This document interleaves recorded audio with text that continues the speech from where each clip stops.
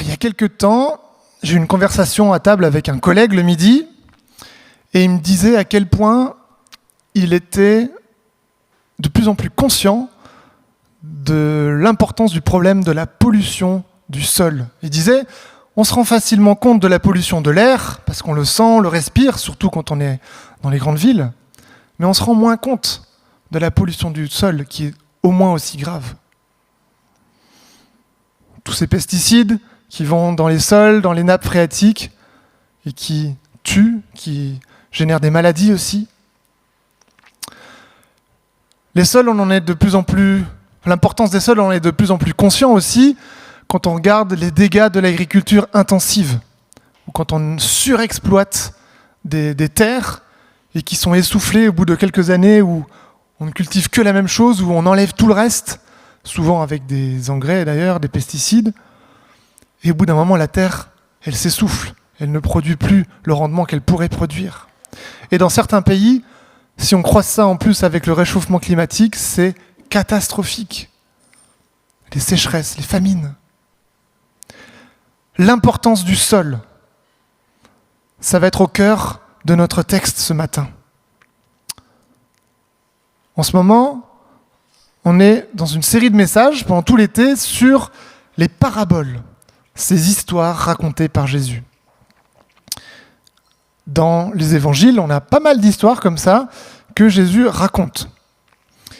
Des histoires qui sont tirées d'images de la vie quotidienne et qui servent à faire passer un message. Et aujourd'hui, on va voir une des paraboles qui est les plus connues, qui s'appelle la parabole du semeur. Enfin, je dis elle s'appelle, c'est pas dans le texte inspiré qu'il y avait un titre, mais dans la plupart de nos Bibles aujourd'hui, il y a des petits sous-titres, et souvent dans les Bibles françaises, il y a marqué parabole du semeur. Alors, lisons. Alors, si vous avez vos Bibles ou vos smartphones, je vous invite à prendre donc, l'évangile de Luc au chapitre 8, versets 4 et 15. Alors en fait, cette parabole du semeur, en fait, elle est dans les 3 premiers évangiles, Matthieu, Marc, Luc, et on prend cette version de Luc. Une grande foule, ayant afflué de ville en ville, s'était rassemblée autour de lui, Jésus. Alors Jésus leur raconta cette parabole. Un semeur sortit pour faire des semailles. Pendant qu'il répandait sa semence, des grains tombèrent au bord du chemin, furent piétinés par les passants, et les oiseaux du ciel les mangèrent. D'autres tombèrent sur de la pierre.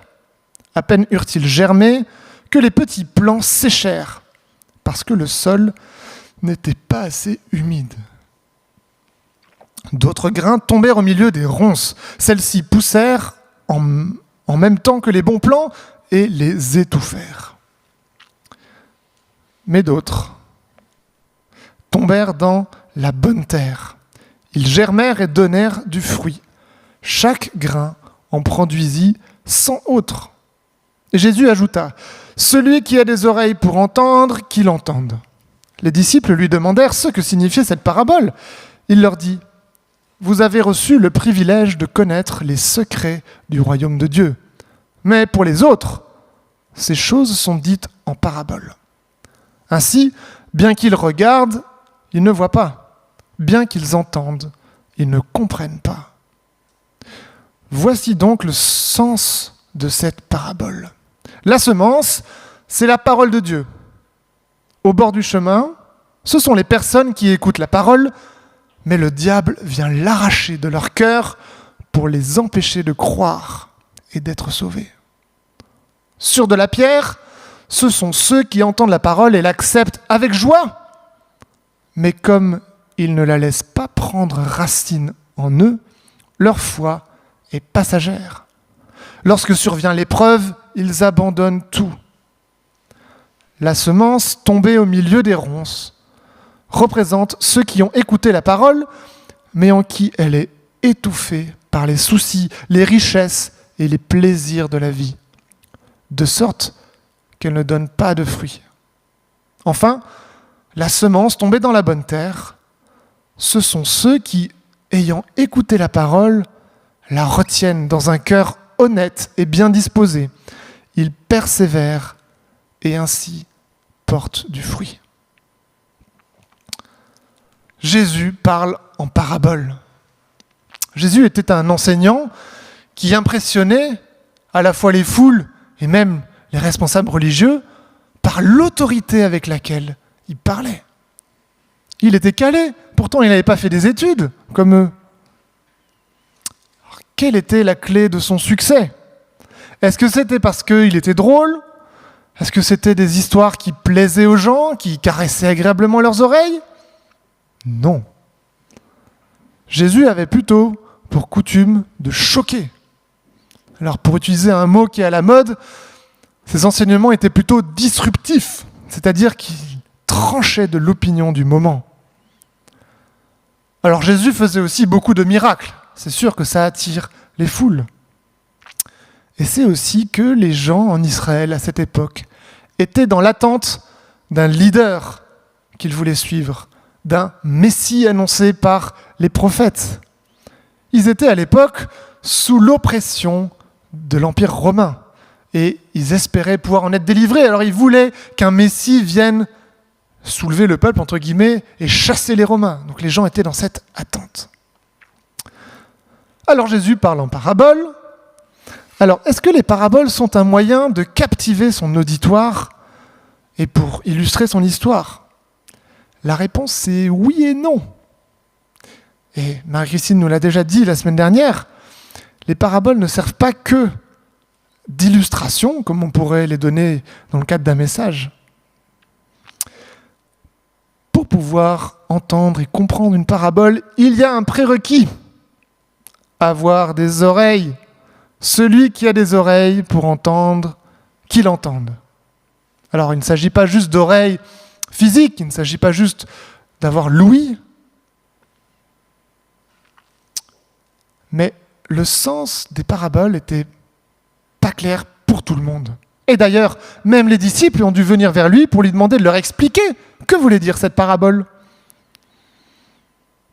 Il leur dit « Vous avez reçu le privilège de connaître les secrets du royaume de Dieu, mais pour les autres, ces choses sont dites en paraboles.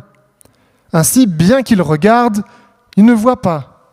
Bien qu'ils entendent, ils ne comprennent pas. » Oula, mais qu'est-ce que Jésus est en train de dire là ?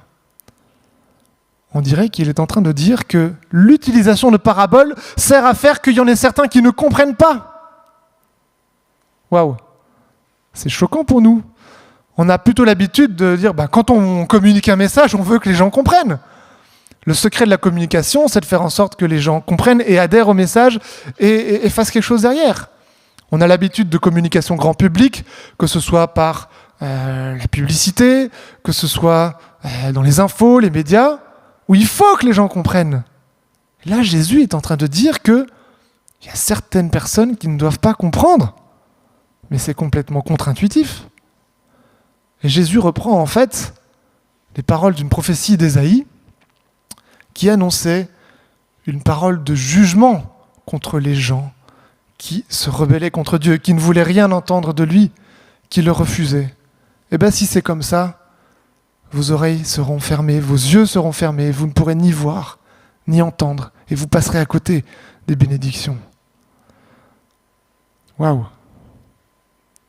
Alors ça ressort encore plus fortement dans les autres versions de la parabole du semeur, dans Marc notamment, et en Matthieu aussi. Il explique cette histoire de cette prophétie d'Ésaïe qui est une parole de jugement contre les ennemis de Dieu. Donc ce qu'on comprend, c'est que le message de l'Évangile, et notamment dans la bouche de Jésus, il est à double tranchant. Et moi, ça m'a fait penser à cette parole de l'apôtre Paul, en Corinthiens, qui dit « Le parfum de Christ est, pour les uns, une odeur de mort qui les mène à la mort, pour les autres, une odeur de vie qui les conduit à la vie. » C'est terrible. C'est pas un évangile édulcoré, bisounours, tout le monde il est beau, tout le monde il est gentil. Le message de l'évangile, c'est une bonne nouvelle, mais pas que. C'est une mauvaise nouvelle aussi pour ceux qui le rejettent. Et on n'aime pas trop cet aspect-là. On aime bien annoncer que le côté positif de l'évangile, mais il y a aussi ce jugement pour ceux qui rejettent, qui refusent la parole de Dieu. Alors, on passe à la suite. la semence. Alors on a dit tout à l'heure que le titre le plus courant c'était la parabole du semeur. Parfois j'ai trouvé, notamment dans certaines versions anglaises, qu'on appelait cette histoire la parabole des 4 terrains ou des 4 sols. Mais en fait, avant de parler de ça, j'aimerais qu'on parle de la semence, qui est aussi quand même un des éléments clés de cette histoire. De quelle semence s'agit-il ? Alors, dans l'histoire racontée par Jésus, il ne précise pas, il ne dit pas c'est un grain de moutarde ou une graine de pommier ou une graine de je ne sais pas quoi. Mais par contre, alors, d'après les éléments qu'on a, on comprend quand même que c'est une graine qui, quand elle donne du fruit, donne un fruit qui redonne des graines. Ça, dans une traduction, c'est dit que c'est un épi, donc ça fait quand même beaucoup penser à une céréale. Et c'est un peu la base alimentaire, donc il y a des chances que ça corresponde à ça. Mais ce qui compte, c'est pas tellement la plante exacte, c'est la signification. Et Jésus la donne, cette signification. La semence, c'est la parole de Dieu. Et dans la version de Matthieu, il dit que c'est la parabole du royaume de Dieu. Mais c'est quoi le royaume de Dieu ? Alors, aujourd'hui, dans un pays où on en est à notre 5e République, le royaume, la royauté, ça nous parle plus trop. C'est vaguement des histoires du Moyen-Âge, des contes de fées pour enfants, les princes, les princesses, les dragons, les chevaliers, je sais pas quoi. C'est quoi un royaume ? C'est un pays qui est dirigé par un roi, qui a beaucoup de pouvoir et qui n'a pas les mêmes comptes à rendre à ses sujets, qui ne sont pas des électeurs. Tout est la différence avec la démocratie que nous connaissons ici. Alors le royaume de Dieu, évidemment, c'est Dieu, l'Éternel, le Créateur, qui dirige ce royaume-là. Et j'ai envie de dire, pour utiliser une image un peu contemporaine, que le royaume de Dieu, c'est le réglage usine de la création. Vous savez, quand on achète une machine, il y a souvent un réglage usine avec des paramétrages par défaut. Et après, on peut bidouiller les choses, changer les choses. Mais le réglage de base, usine, quand Dieu a créé le monde, c'était le royaume de Dieu. Dieu régnait. Sauf que tout a été perturbé par un bug. Ce bug, c'est le péché. C'est la désobéissance d'Adam et Ève, qui a eu des conséquences lourdes, d'être chassés de la présence de Dieu dans le jardin d'Éden. Avec tout le lot de souffrance, de mort, de pénibilité du travail, etc. Et donc, je vais lire toute l'histoire de la Bible, c'est de raconter comment revenir à ce qui devait être normal, la situation normale de l'humanité, d'être dans ce réglage usine, le royaume de Dieu. Il n'y a que Dieu qui règne. Tout lui appartient. Et les gens en Israël avaient une sorte de nostalgie d'un royaume où Dieu serait à leur tête, et ils aspiraient à cet état normal. Alors eux, le problème qu'ils voyaient, c'était surtout le problème géopolitique avec l'oppression des Romains, comme j'ai dit tout à l'heure. Et c'est dans ce contexte que Jésus a vécu. Mais le vrai problème, le vrai bug, c'était pas la situation militaire ou politique, c'était le péché.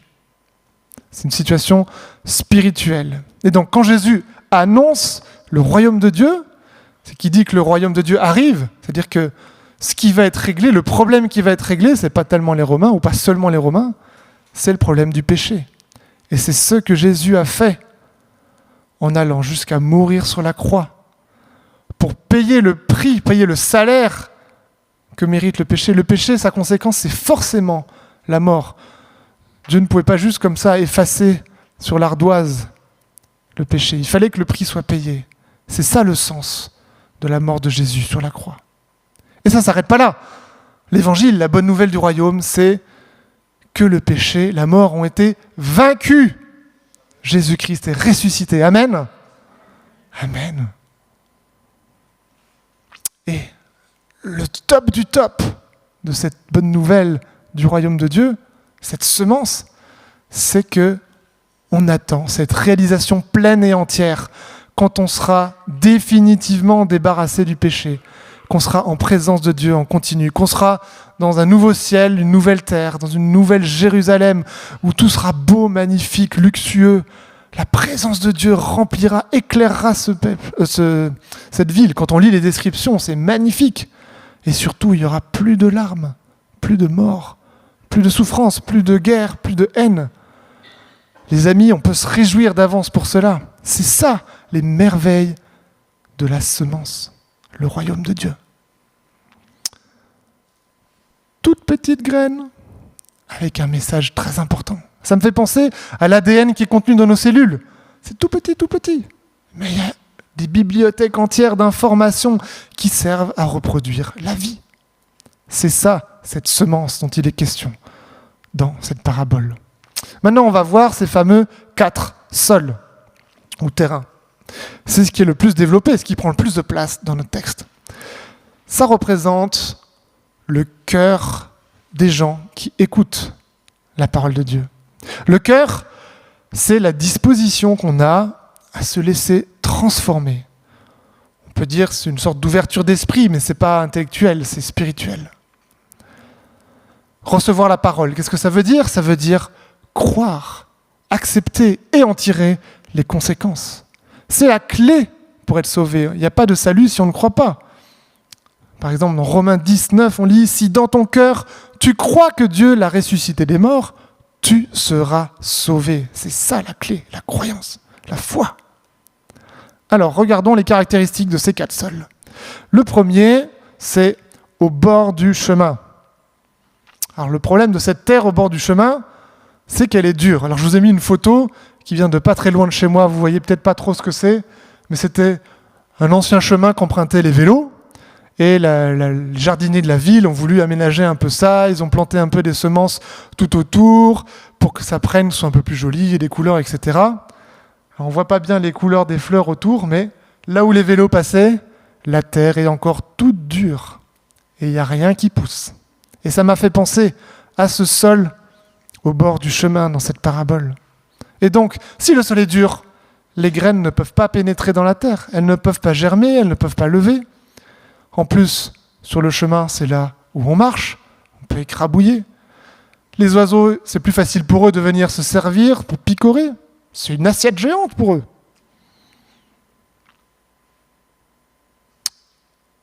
Les oiseaux, et c'est Jésus qui nous en donne la signification, c'est le diable qui vient arracher cette parole avant qu'elle ne puisse vraiment rentrer dans le cœur, qu'elle ne puisse être écoutée, entendue par ceux à qui la parole est annoncée. C'est le diable qui nous empêche d'écouter cette parole. Et ça peut se retrouver vers tous ceux qui refusent d'entendre parler de Dieu, qui refusent le message de l'Évangile. Et alors, on n'est peut-être pas toujours conscient du travail de sape que réalise le diable. Et d'ailleurs, aujourd'hui, en France, si on parle du diable, ça fait un peu doucement s'ouvrir, ça fait des petites histoires pour enfants, un petit diablotin, etc. Et ça m'a fait penser à cette image que Benjamin Short, missionnaire en Côte d'Ivoire, nous disait.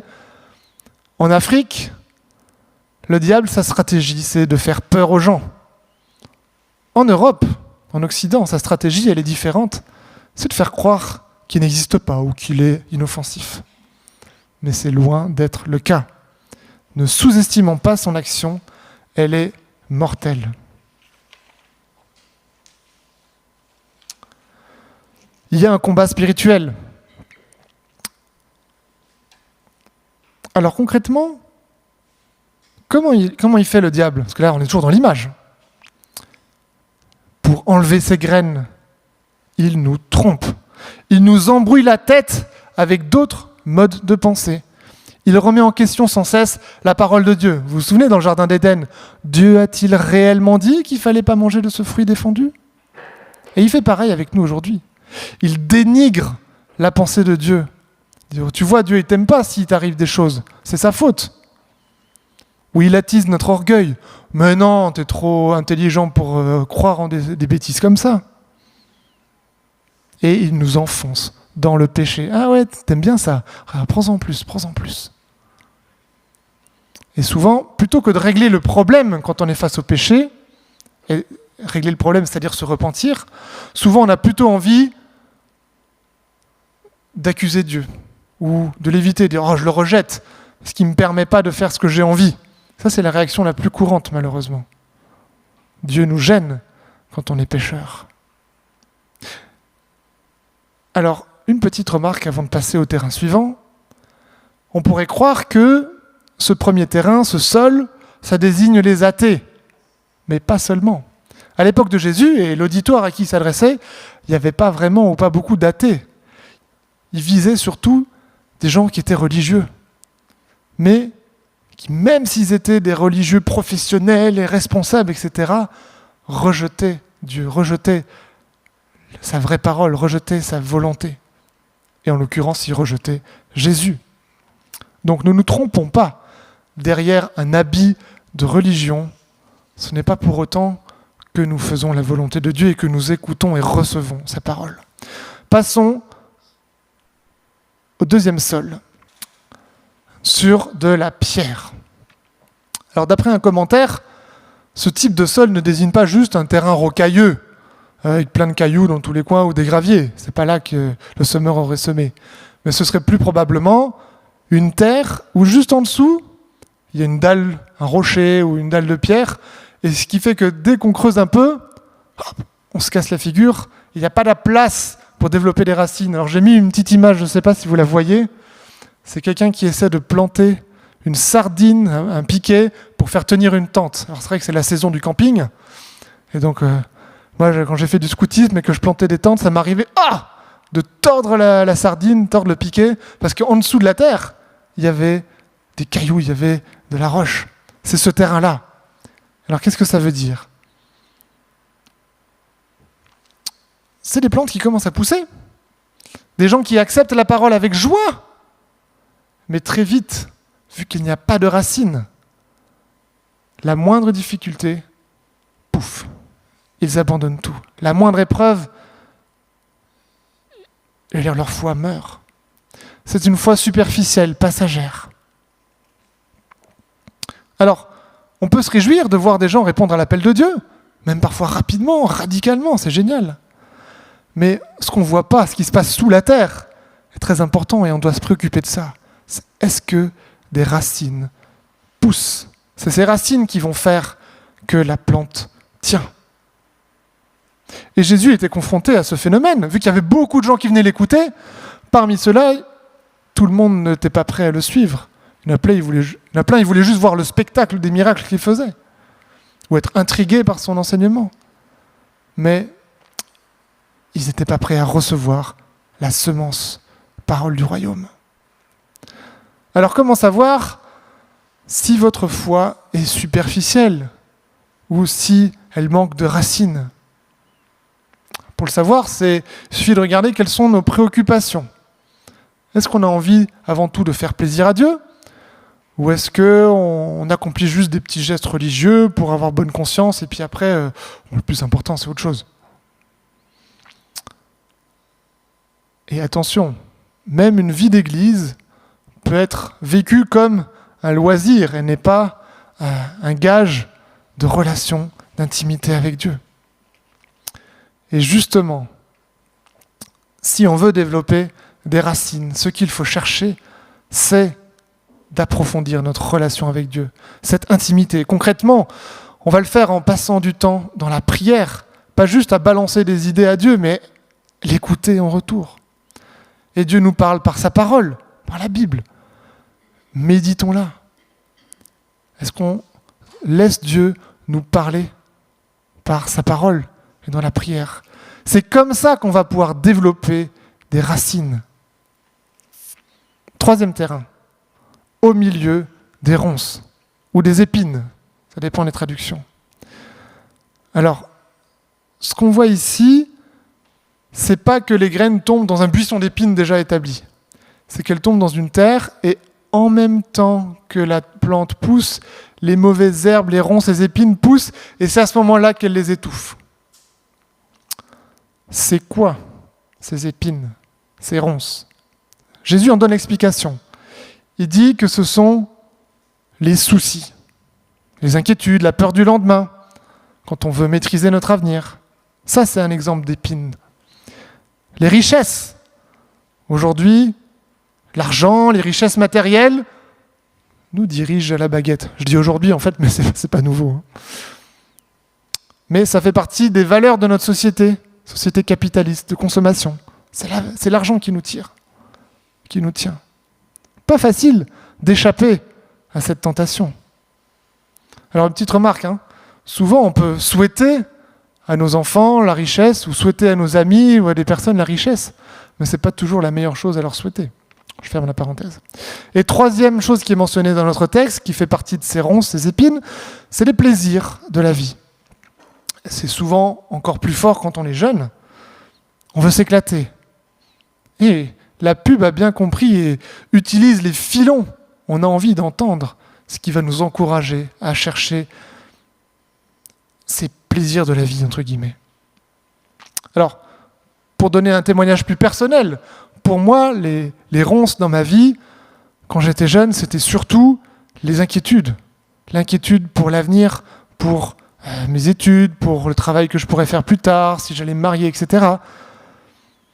Et c'est vrai que ça me bouffait, entre guillemets, littéralement, ça me limitait dans ma relation avec Dieu. Et un jour, j'ai connu une expérience de libération de ça, et ça a été tellement libérateur, forcément. Et il y a eu une joie, une paix, et j'ai envie de vous encourager. C'est pas parce qu'un jour on a commencé à être étouffé par ces épines que c'est fini pour toute la vie. Il y a un espoir, et je vais vous encourager avec ça.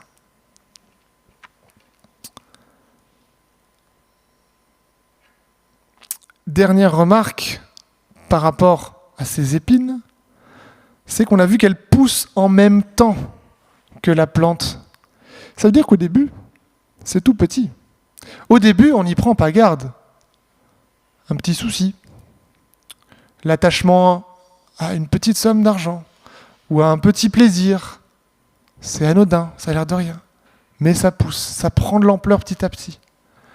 Mes amis, n'attendons pas que ça prenne une ampleur trop importante pour agir, pour désherber ces mauvaises herbes. Plus on s'y prend tôt, moins ce sera difficile. Alors là, on a vu les 3 premiers sols. Et c'est très triste comme constat. Quand on voit des gens qui pourtant ont entendu la parole de Dieu, ce n'est pas le cas de tout le monde. Certains, ça l'a même pas pris, l'ont rejeté tout de suite. D'autres, ça a pris très fort, très vite, et ça s'est asséché tout de suite. D'autres encore, ça a poussé tranquillement, mais ils se sont fait étouffer. Et c'est triste. Et j'ai été frappé mercredi soir, pendant la réunion de prière, on a prié pour différentes personnes, et je me suis rendu compte qu'on avait des gens qui cochaient ces différentes cases. Et c'est triste. Et de me dire que peut-être parmi vous, ou parmi les gens qui m'écoutent sur Internet, il y a peut-être des gens qui sont dans ces différentes terres. C'est terrible. Mes amis, réfléchissons. C'est peut-être pas une fatalité de rester avec cette terre-là. On peut faire quelque chose, c'est remédiable. Allez, on va continuer sur une touche un peu plus encourageante. La 4e terre, dans la bonne terre. C'est quoi une bonne terre ? Pour reconnaître une bonne terre, on le reconnaît au résultat. La graine peut germer et pousser au point de donner du fruit. C'est ça l'objectif du semeur. Il ne sème pas juste pour se débarrasser de ses graines. Il sème parce qu'il veut avoir du fruit, il veut une production, il veut pouvoir manger derrière. Et alors, la signification de cette terre-là, Jésus dit que ça correspond aux gens qui retiennent la parole de Dieu avec un cœur honnête et bien disposé, ou dans d'autres traductions, dans un cœur bon et honnête. Contrairement à ceux qui sont étouffés par les soucis de la vie, dans les ronces, ces gens-là persévèrent. Jésus n'est pas en train de dire « ils sont sur une terre où il n'y a jamais de problème ». Ils ne disent pas qu'il n'y a pas de mauvaises herbes. Ils disent juste qu'ils persévèrent. Parfois, on croit qu'en devenant chrétien, si on nous vend ça comme un produit, la vie sera rose, tout ira bien. Mais non. Parfois, c'est même plutôt le contraire. On peut s'attirer des ennuis. Mais la bonne nouvelle, c'est que Dieu nous accompagne. Il est avec nous dans les épreuves. Persévérons. Et la bonne nouvelle dans cette histoire, c'est que la récolte, le produit, le fruit est abondant. on nous parle de fruits au centuple. Il porte du fruit au centuple. Vous imaginez? C'est génial comme rendement. Une graine, pouf, on en a 100 autres. Dans les autres traductions, on a une graine qui donne 30, une graine qui donne 60, une graine qui donne 100. Mais c'est des rendements énormes. Alors quelque part, on pouvait être découragé par toutes ces graines qui étaient perdues, toutes ces semences qui étaient perdues parce qu'elles étaient dans le mauvais sol. Mais si après on fait les comptes à la fin et qu'on voit tous les épis, tous les fruits que ça a donné, ça valait vraiment la peine. Et à l'époque où Jésus raconte cette histoire, les gens pouvaient se dire, mais tous ces gens qui ne croient pas en Jésus, qui le rejettent, n'est-ce pas un constat d'échec? Mais il ne faut pas regarder à ça. Quand on regarde aux fruits, et aujourd'hui on est là pour témoigner que 2000 ans après, l'Église est encore là et plus nombreuse que jamais. C'est un succès. Le ministère de Jésus, même sa mort à la croix, a servi à un succès, pas un échec. C'est vraiment encourageant. Ne nous privons pas de nous réjouir de cet encouragement. Ce fruit, en nous, qu'est-ce qu'il produit? On connaît peut-être ce texte qui parle des fruits de l'esprit, qui dit l'amour, la joie, la patience, la bonté, la bienveillance, la fidélité, la douceur, la maîtrise de soi. C'est des choses qui se font progressivement dans notre vie quand Dieu prend la place, quand le Saint-Esprit nous remplit. Et le fruit, c'est aussi des nouvelles graines qui vont servir, certaines à manger, mais d'autres pour être semées et produire encore plus de fruits, etc. Le fruit qui pousse dans la bonne terre, c'est la vie.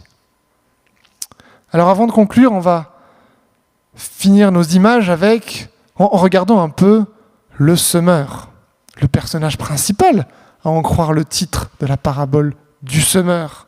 Qui est ce semeur? Eh bien, Jésus ne le précise pas, curieusement. Alors, pour autant, on comprend quand même dans le contexte qu'il parle de lui-même. Il est justement en train d'annoncer la parole. C'est son ministère. Et il voulait faire passer ce message. C'est lui qui sème. Alors, on pourrait être tenté de vouloir tirer de cette parabole plein d'applications et de nous voir comme des semeurs dans la vie, etc. Mais ce n'est pas le sens premier de cette parabole. Le but, ça parle vraiment de la semence semée par Jésus, le semeur. Et ce n'est pas une leçon de technique de semage pour aller semer cette semaine, vous allez faire comme ceci, comme cela, voici comment il faut annoncer la parole de Dieu. Ce n'est pas dans cette parabole qu'on va voir ces choses-là.